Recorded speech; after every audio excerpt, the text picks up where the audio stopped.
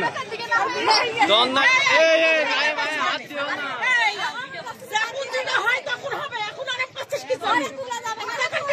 ঘরে নিয়ে গিয়েছে, ঘরে দেওয়া যাবে না।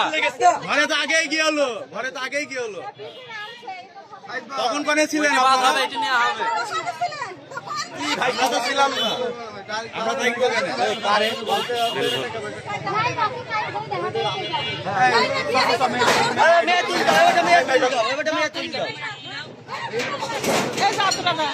আপনি লাইভ করেন, ভাই আপনি কিন্তু লাইভ করবেন, লাইভ করেন।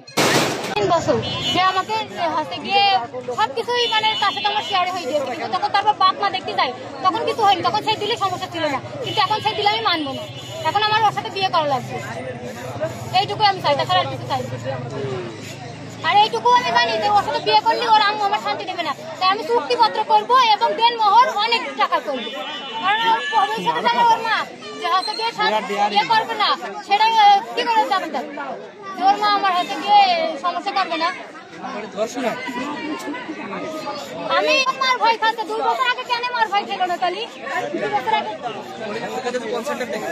আপনাদের সম্পর্ক কতদিন? 3 বছর। 3 বছরের মধ্যে 1 বছর মানে 1 বছর পরে ভেঙে যেত, কিন্তু সে ভাঙেনি। তাই যদি 2 জন কন্টিনিউ না রাখে সম্পর্ক কখনো টেকবে না, একতরফা ভালোবাসা কখনো টেকে না। মানে আপনি যদি কথা আমার সাথে না বলতে চান, আমি বললেও আপনি যদি আপনি না বলেন, আমার বাপেরও ক্ষমতা নেই আপনার সাথে কথা। আজকে আপনি এসেছেন এখানে কিসের দাবি নিয়ে?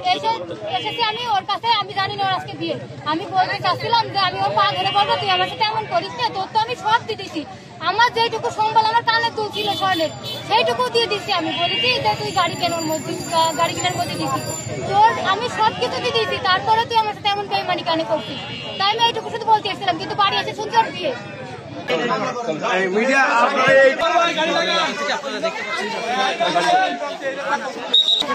ওটা দরকার নেই, তোর সেটা কথা কেউ বলে না এখানে।